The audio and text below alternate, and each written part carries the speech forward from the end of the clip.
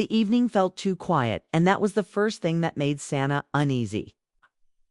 She had been looking forward to this night all week.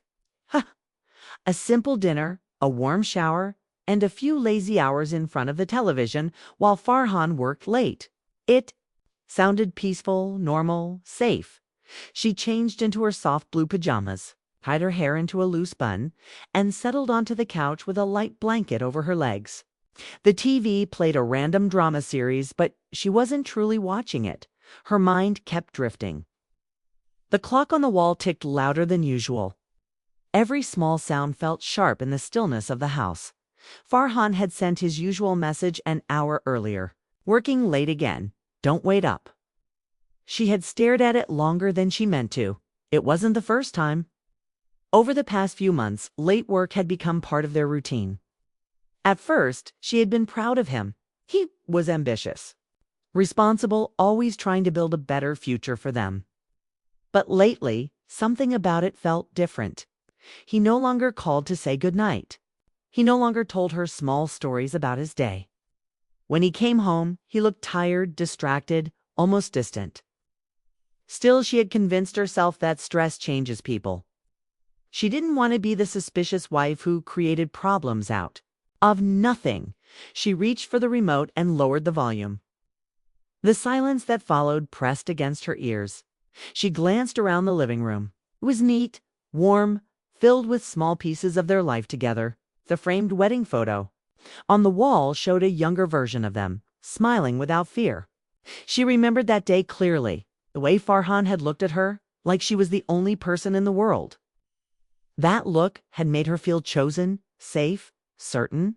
Now thinking about it, she felt a small ache she couldn't name. A sudden knock at the door cut through her thoughts. It wasn't loud, but it was firm, clear, intentional. Santa froze. No one ever came unannounced at this hour. Her family lived in another city. Their friends always called before visiting. For a second, she considered ignoring it, pretending she hadn't heard anything. But the knock came again, to steady taps, patient and controlled. Her heart began to beat faster. She stood slowly, placing the blanket aside. The room felt colder as she walked toward the door. Each step felt heavier than the last. She told herself it was probably something simple, a delivery mistake, a neighbor needing help. Nothing serious, but her instincts disagreed. She paused before opening the door, taking a deep breath. She adjusted her expression, trying to look calm. When she turned the handle and pulled the door open, she didn't expect her breath to catch. In her throat, a woman stood there. She looked around Sana's age, maybe a little younger. She was dressed neatly in a long beige coat, her hair straight and falling over her shoulders. Her face was not angry, not dramatic, just serious. There was a quiet strength in her posture, as if she had prepared herself for this moment many times before arriving. Yes, Sana asked, her voice softer than she intended. The woman studied her for a brief second. Are you Sana? She asked. Gently, something inside Sana tightened. Yes. The woman swallowed, then spoke words that made the air shift. My name is Meher. I need to talk to you. It's about Farhan. The sound of her husband's name coming from a stranger's lips felt strange, almost wrong. Sana blinked, trying to understand. About my husband. She asked. Meher nodded once.com. Certain, Sana's mind raced through possibilities. An accident at work? A business problem? A misunderstanding. Her heart pounded so loudly she could barely hear her own thoughts. She stepped aside slowly. Come in, she said, though her hands had begun to feel cold. Meher entered quietly, glancing around the living room. Her eyes rested briefly on the wedding photo before shifting away. That small movement did not escape Sana's notice. They sat across from each other at the dining table. The TV continued to play softly in the background, creating a strange contrast to the tension filling the room. For a moment, neither of them spoke. Sana watched the woman carefully. Meher looked nervous now, but not confused. She knew why she was here. That much was clear. Sanaa's throat felt dry. What is this? About, she finally asked. Meher folded her hands together on the table. I didn't know he was married, she said quietly. The words didn't make sense at first. Kay floated between them, heavy and unclear. Sana frowned. I'm sorry. Meher took a steady breath. I've been seeing Farhan for months. He told me he was single. I found out recently that he is married. To you? The room felt smaller. The ticking clock grew louder. Sanaa's ears rang as if someone had shouted. Even though Mahar's voice had remained calm, for a few seconds Sana could not speak. Her mind rejected the information instantly. This must be a mistake, a misunderstanding. Maybe it was the wrong Farhan, maybe someone with the same name. She forced herself to ask, Are you sure? Mahar nodded again. I have messages. Photos. I didn't come here to cause drama. Akaya, I just thought you deserved to know. Sana's hands trembled slightly. Under the table. She placed them on her lap to hide the movement. Her thoughts flashed back to every late night, every canceled plan, every moment Farhan had avoided eye contact. Suddenly, those memories felt different, sharper, suspicious. How long? Sana asked, her voice barely steady. Almost a year. Meher replied. A year. Sana felt as if the ground beneath her had shifted. A year meant this wasn't a mistake. It wasn't a short moment of weakness. It was a secret life. She looked at Meher carefully. The woman's eyes held sadness, not cruelty. She didn't seem proud or defensive. She looked tired, hurt. Why are you telling me? Sana asked. Because I found out the truth last week, Meher said. And I ended things immediately. I couldn't continue once I knew. But I kept thinking about you. If I were in your place, I would want someone to tell me. The honesty in her tone made it harder to deny. Sana felt anger rise slowly, but it wasn't directed at Meher. It was directed at the man she had trusted with her entire life. The man whose clothes hung neatly in their shared closet. The man whose pillow lay beside hers every night. She stood up abruptly and walked toward the kitchen, needing space. She gripped the edge of the counter, trying to steady her breathing. Her reflection in the dark kitchen window looked pale, shocked. She felt like she was watching someone else's life fall apart. This couldn't be real. Farhan loved her. He had promised her forever. He had held her when she cried. He had celebrated her successes. He had talked about buying a bigger house one day. Was all of it a lie? She returned to the dining table slowly. Did he tell you he loved you? She asked, forcing herself to stay composed. Meher hesitated before answering. Yes. The word cut deeper than Sana expected. She felt a sharp pain in her chest, but she refused to cry in front of a stranger. Not yet. She needed facts. Did he promise you a future? Another pause. He said he wanted one. Each answer felt like another crack forming in the foundation of her marriage. Sana realized something then. She wasn't shocked because she believed Farhan was perfect. She was shocked because she had trusted him completely. She had defended him when friends joked about men being unreliable. She had believed their love was strong enough to survive anything. Now, she saw how easily trust could be broken. The clock continued ticking. Farhan would be home soon. That thought sent a wave of fear through her body. She imagined his key turning. In the lock, his casual smile as he stepped inside. Unaware that his secret had just walked through the front door before him. What are you going to do? Meher asked softly. Sana didn't have an answer. She looked at the wedding photo again. The happy faces in the frame seemed like strangers now. She felt grief spreading through her slowly like ink in water. Not loud, not explosive, just deep. And steady. I don't know. She whispered. Meher stood up carefully. I'm sorry, she said again. Truly. Sana believed her. As Meher walked toward the door, Sana followed. They stood facing each other for a final moment. Two women connected by the same betrayal. Not enemies, just victims of someone else's. Dishonesty? When the door closed behind Mahar, the house returned to silence. But it was no longer peaceful. It felt charged, heavy. Waiting, Sana leaned her back against the door and slid down slowly until she was sitting on the floor. The television still played in the background, the fake laughter of actors echoing through the room. It sounded distant, almost cruel. She pulled her knees to her chest and stared ahead. In less than 30 minutes. Farhan would walk through that door, and nothing, absolutely nothing, would ever be the same again. The minutes after Mahar left felt unreal. Sana remained on the floor for a long time, staring at the closed door as if it might open again and tell her this was all a mistake. But it didn't. The house stood still around her. The television kept playing until she finally stood up and switched it off. The sudden silence felt louder than any sound. She walked slowly to the dining table and sat in the same chair Mahar had used. The air still carried the tension of their conversation. On the table there was nothing unusual, just a glass of water and her phone, but everything felt different now. The room that once felt safe now felt like a stage waiting for the final act. Her phone buzzed. Message from Farhan. Leaving now. Be home in 20. Her heart jumped into her throat. 20 minutes. She read the message 3 times. The same man who had texted her sweet words in the past was now the center of a secret she never imagined. She placed the phone face down on the table. Her hands were cold but steady. Something inside her had shifted from shock to focus.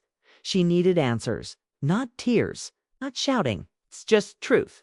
She stood up and walked to the bedroom. His wardrobe stood open slightly. Shirts were arranged neatly, as always.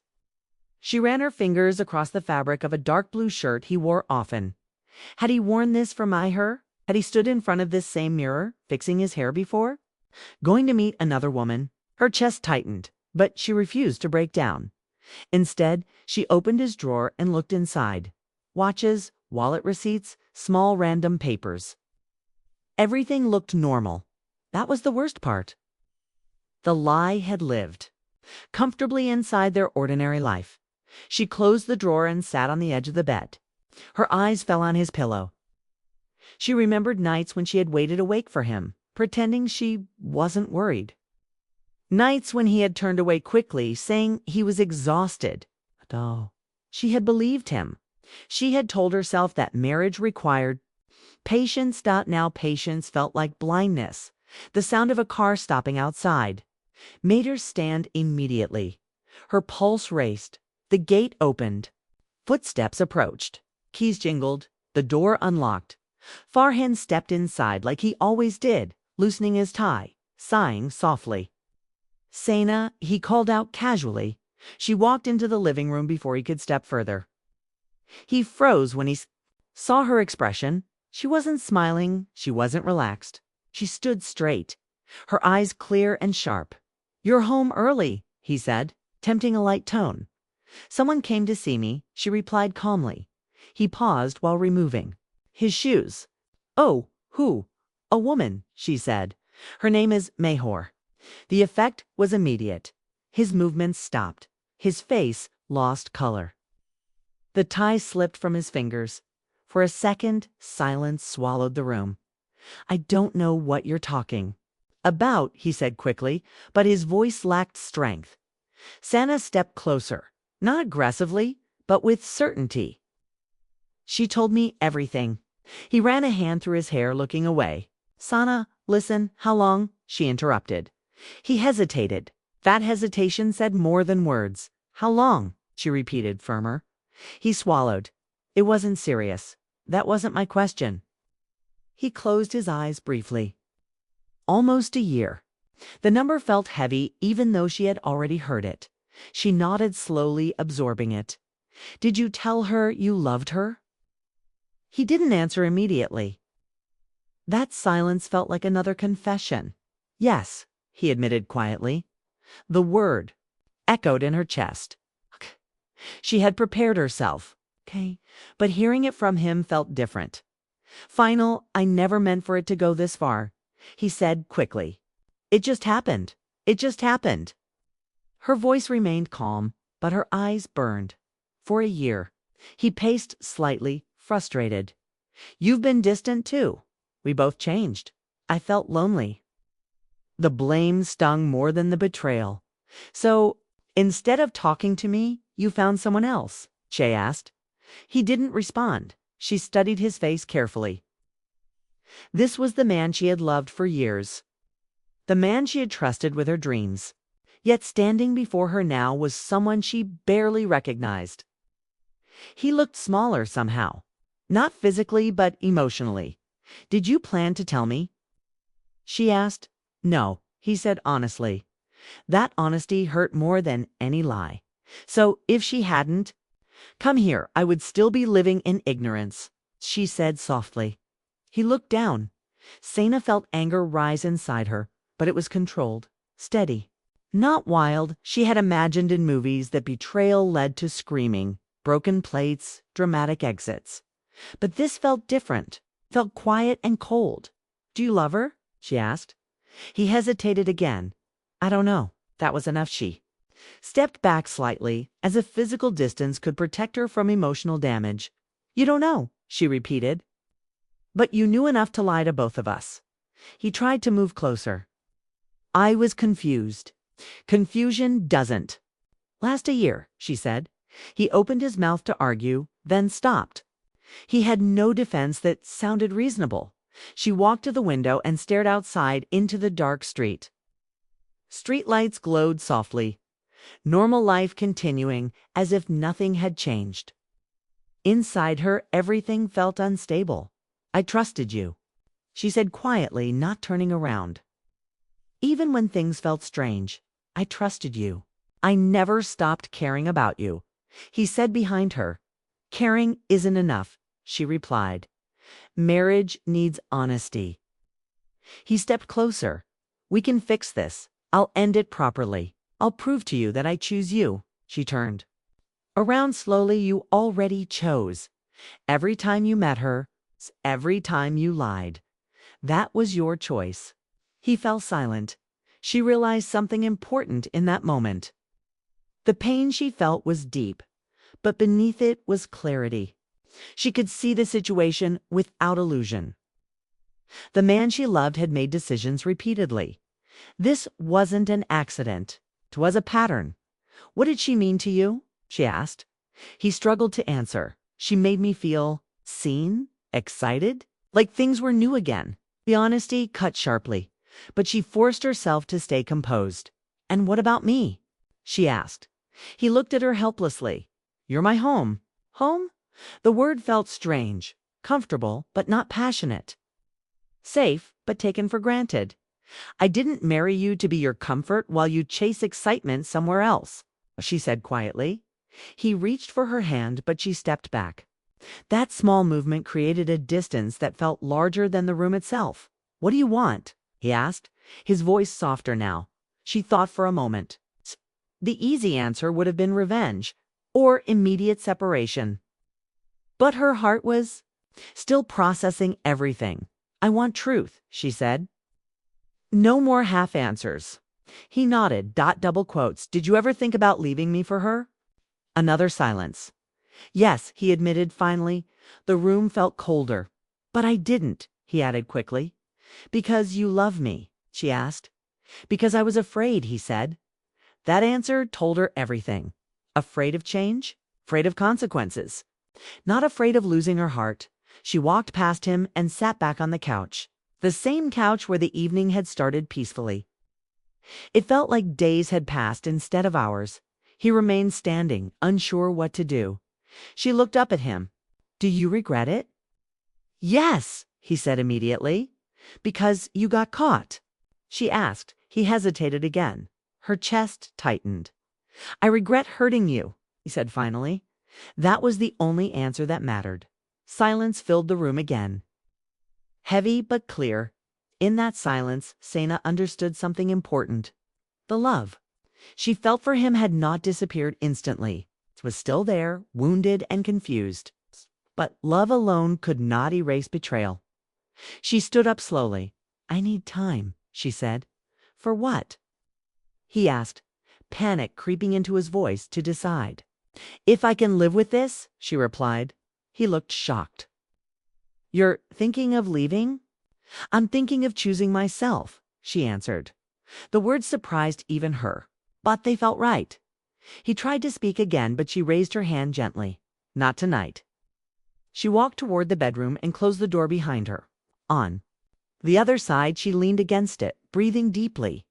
Tears finally filled her eyes, but she didn't collapse. She didn't scream. She sat on the bed and stared at the ceiling. The truth had been spoken. The lies had been exposed. But the real question now was not about me. It was about whether trust, once broken this deeply, could ever be rebuilt. And, for the first time that night, she allowed herself to admit something quietly. She wasn't sure she wanted to try.